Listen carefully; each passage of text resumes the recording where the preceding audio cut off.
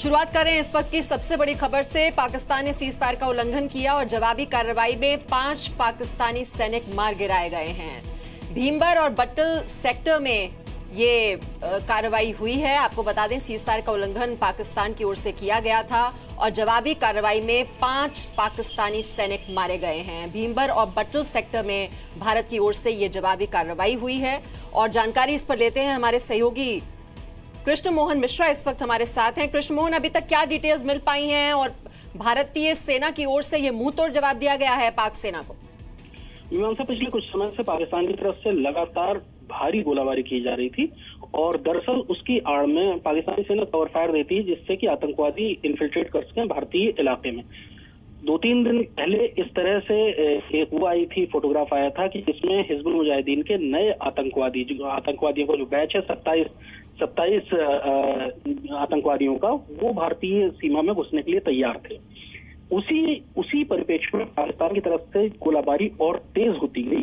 रात को जो गोलाबारी हुई पाकिस्तान की तरफ से, उसका जवाब दिया भारतीय सेना ने और उस कार्रवाई में अब ये संकेत आ रहे हैं कि 5 पाकिस्तानी सैनिक मारे गए हैं और 6 घायल हुए हैं। ये इलाका जो भीमबर और बट्टल सेक्टर का इलाका, ये पुंछ के अपोजिट में पड़ता है और यहाँ पर पाकिस्तान की सेना पहले भी सीज फायर वायलेट करती रही, लेकिन अब इस वक्त सीज फायर वायलेशन की घटनाएं बहुत तेजी से बढ़ रही हैं और इसलिए भारतीय सेना भी जो कार्रवाई कर रही है, जवाबी कार्रवाई, उसको बहुत तेजी से कर रही है और बड़े पैमाने पर कर रही है।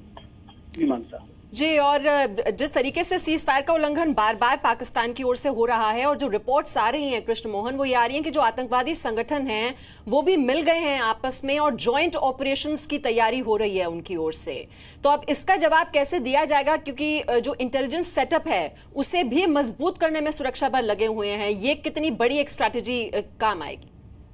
देखिए मीमांसा, ये इसकी आशंका पहले से थी कि इस बार की गर्मियां बहुत एक्टिव रहने वाली हैं कश्मीर में, क्योंकि पाकिस्तान पूरी ताकत लगा रहा है कि कश्मीर में एक बार फिर से आतंकवाद को जिंदा कर सके और इसके लिए वो हर कोशिश कर रहा है। दूसरी तरफ भारतीय सेना भी इस समय बिल्कुल टॉप गियर में कार्रवाई कर रही है और इसका नतीजा देखा कि पिछले हफ्ते जब 10 आतंकवादी एक ही हफ्ते में मारे गए थे भारतीय सेना के हाथों, इससे आतंकवादियों में खलबली है। जाहिर है कि आतंकवादी गिरोह अब आपस में मिलना चाहेंगे ताकि और मिलकर अपनी जो उनकी तादाद कम हुई है उसकी भरपाई कर सकें और उनमें नए रिक्रूट्स भी पाकिस्तान भेजेगा।